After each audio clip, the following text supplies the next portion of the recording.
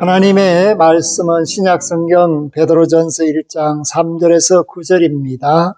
신약성경 377쪽 우리 주 예수 그리스도의 아버지 하나님을 찬송하리로다. 그의 많으신 긍휼대로 예수 그리스도를 죽은 자 가운데서 부활하게 하심으로 말미암아 우리를 거듭나게 하사 산 소망이 있게 하시며 썩지 않고 더럽지 않고 쇠하지 아니하는 유업을 있게 하시나니 곧 너희를 위하여 하늘에 간직하신 것이라. 너희는 말세에 나타내기로 예비하신 구원을 얻기 위하여 믿음으로 말미암아 하나님의 능력으로 보호하심을 받았느니라. 그러므로 너희가 이제 여러 가지 시험으로 말미암아 잠깐 근심하게 되지 않을 수 없으나 오히려 크게 기뻐하는도다. 너희 믿음의 확실함은 불로 연단하여도 없어질 금보다 더 귀하여 예수 그리스도께서 나타나실 때에 칭찬과 영광과 존귀를 얻게 할 것이니라. 예수를 너희가 보지 못하였으나 사랑하는도다. 이제도 보지 못하나 믿고 말할 수 없는 영광스러운 즐거움으로 기뻐하니 믿음의 결국 곧 영혼의 구원을 받음이라. 아멘. 하나님의 은혜로 부활절을 맞이하였습니다. 2024년에 부활절은 특별합니다. 왜냐하면 코로나의 그 팬데믹 시대를 딛고 회복하는 가운데서 이제 또 새로운 시대를 꿈꾸며 제22대 국회의원 선거를 앞두고 있기 때문입니다. 하나님께서 이 나라를 부강케 하시고 이 나라를 새롭게 하실 줄로 믿습니다. 부활하신 주님께서 우리에게 은혜를 더해 주셔서 지혜롭게 하시며 또 용기 있게 하시며 모든 것을 합력하여 선을 이룰 수 있게 하실 것입니다. 믿는 모든 이들에게 평강이 있기를 바랍니다. 사랑하는 성도 여러분, 오늘 우리는 부활을 선물로 받습니다. 예수 그리스도의 부활을 통해서 얻는 이 선물은 하나님의 계획으로 말미암아 이루어지는 것입니다. 그렇기 때문에 오늘 말씀 속에서 우리는 하나님 아버지의 놀라운 사랑을 깨달아 알 수가 있고 그 사랑을 힘입어서 믿음으로 구원받게 된 것을 감사하게 됩니다. 저와 여러분들이 예수 그리스도 안에 있게 된 것은 전적으로 하나님의 긍휼의 사랑 때문입니다. 그렇기 때문에 오늘 우리가 예수를 보지 않고도 믿을 수 있게 되었고 사도 바울은 보지 않고 믿는 모든 사람들이 복이 있다라는 사실을 다시 한번 우리에게 말해주고 있습니다.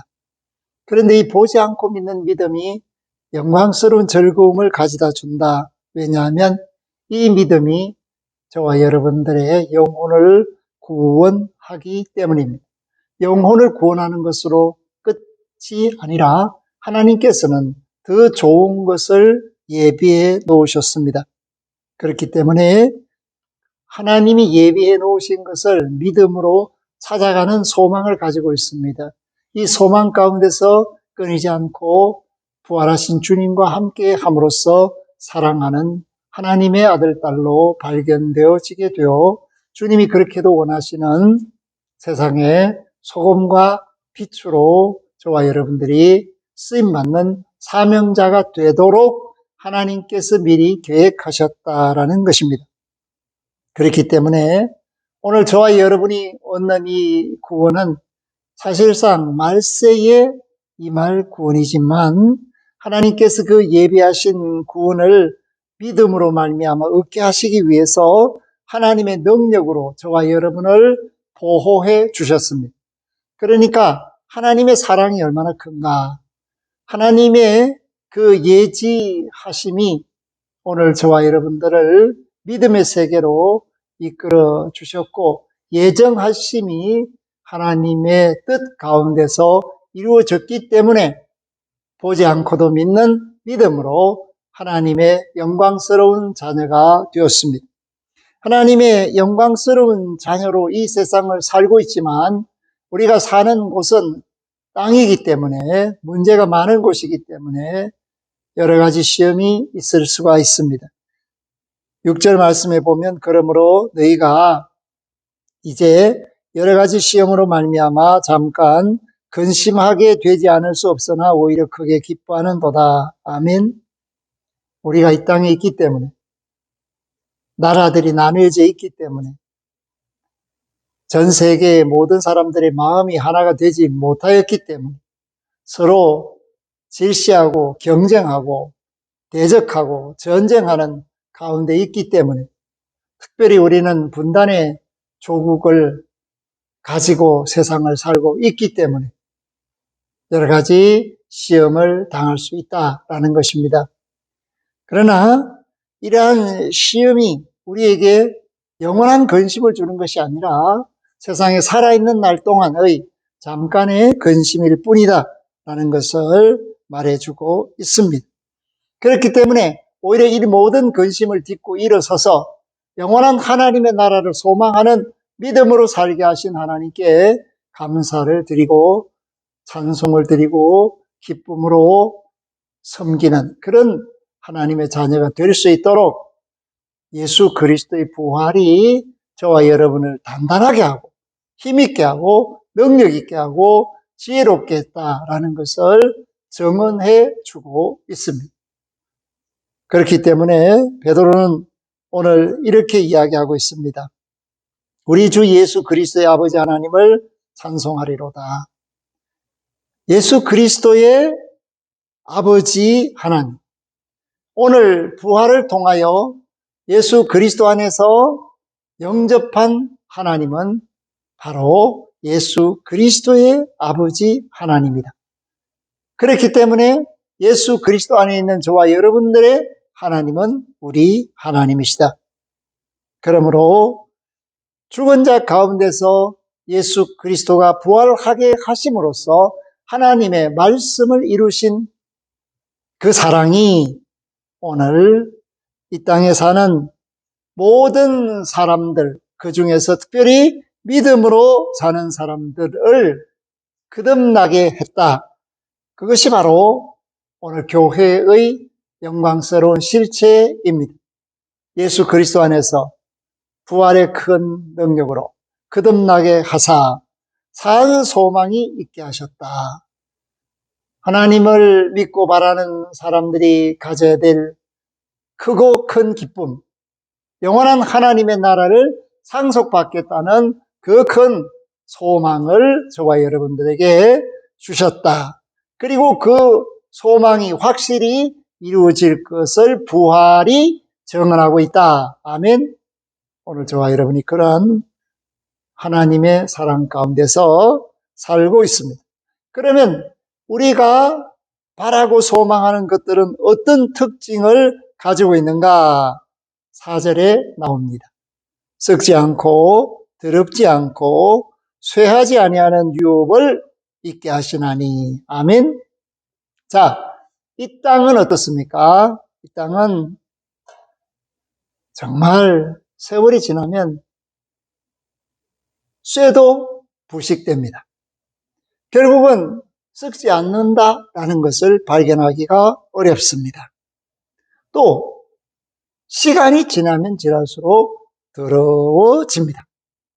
그런데 하나님의 나라는 썩지도 않고 더럽지도 않고 쇠하지도 않는 그런 나라라는 것을 말해주고 있습니다. 이 땅에는 강성한 나라들이 등장했다가 쇠하여 패망하는 그러한 모습들을 많이 보여줍니다. 우리는 페르시아 제국을 유적으로 만날 수 있습니다. 헬라 제국도 로마 제국도 유적으로 만날 수가 있습니다. 바벨론 제국도 아수르 제국도 역사 속에서 흔적만을 남겨두고 있습니다. 중국의 진시황도 세월을 어찌할 수가 없었습니다. 그러므로 모든 것은 쇠한다라는 특징을 가지고 있습니다. 그런데 하나님의 나라는 영원하다는 특징을 가지고 있습니다. 그렇기 때문에 오늘 말씀처럼 쇠하지도 않고 썩지도 않고 더럽지도 않은 그런 하나님의 나라가 우리의 나라요. 그 말 속에는 무엇이 들어있느냐 하면 우리도 더 이상 썩어 문드러질 육신을 갖지 않고 죄로 더럽혀지는 영혼을 갖지 않고 시간이 가면 약해지는 육체를 갖지 않고 쇠하지 않는 하나님의 아들, 딸로 세상의 주인공, 하나님 나라의 주인공으로 살게 된다라는 것을 말씀하고 있습니다.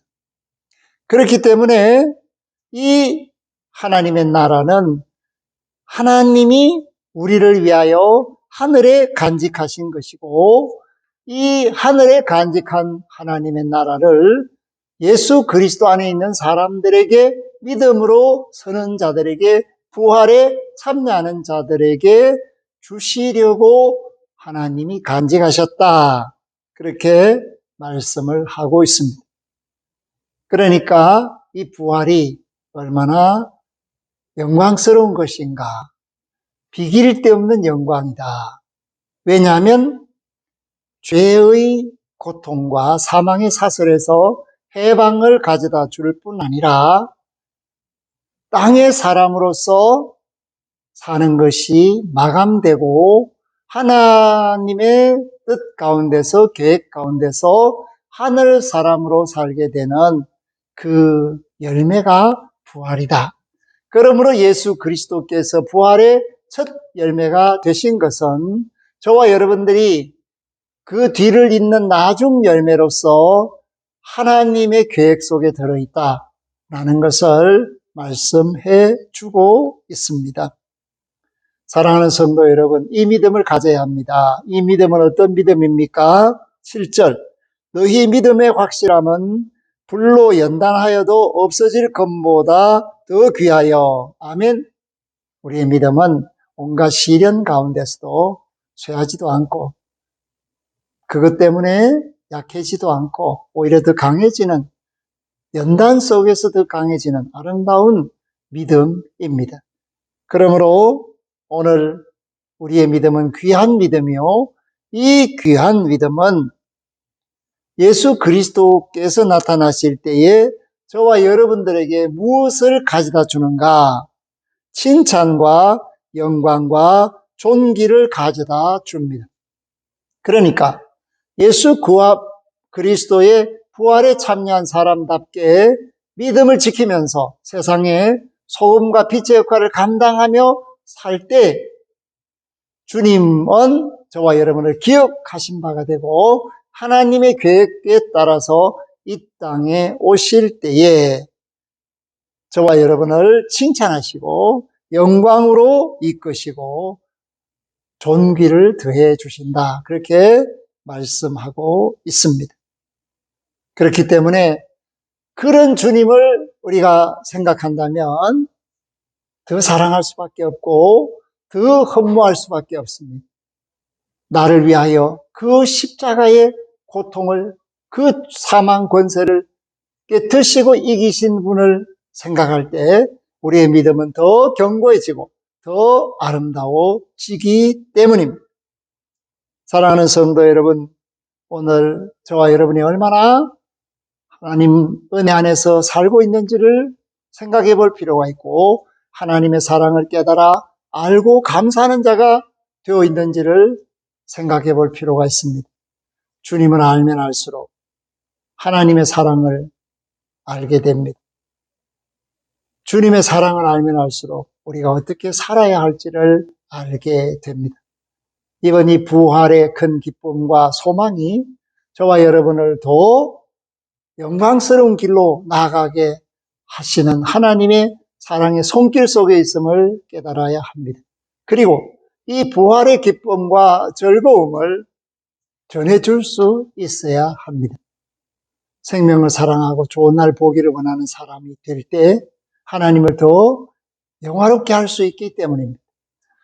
우리 밖에 있는 양에 관심을 가지고 주님의 음성을 그들에게 전해줄 때 그들이 주님 앞에 서게 될 것이고 그럴 때 주님은 우리를 더 칭찬해 주실 것입니다.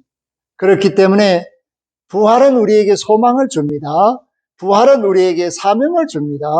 부활은 우리에게 더 사랑하는 사람이 되게 합니다. 오늘 베드로가 이 베드로전서 1장 3절에서 9절을 통해 우리에게 주시는 말씀은 하나님의 그 멋진 계획이 예수 그리스도로 말미암아 이루어지고 그 사실을 믿는 모든 믿는 자가 영혼을 구원받고 그렇게 바라는 대로 하나님의 나라를 상속받게 된다는 확실함을 증언해주고 있습니다. 부활의 큰 기쁨이 저와 여러분 심령 속에 하나님 나라에 대한 열망이 불타오르는 새로운 출발이 될 수 있기를 주의 이름으로 부탁하며 축복합니다. 아멘. 하나님 감사합니다. 부활의 큰 기쁨은 소망을 주고 우리로 하여금 영광스럽게 하며 지극히 아름답고 존귀하게 하사 썩지 않고 쇠하지 않고 더럽히지 못하는 그런 영과 혼과 몸을 이루어 영원하신 하나님의 나라에서 영생하게 되는 것을 깨닫습니다. 부활의 이 큰 기쁨을 전파하게 하여 주시며 예수 그리스도의 음성을 전해줄 수 있는 믿음의 사람들, 영광스러운 교회가 되게 하여 주옵소서. 부활의 큰 기쁨으로 다가오신 예수 그리스도 이름으로 기도 올리옵나이다. 아멘.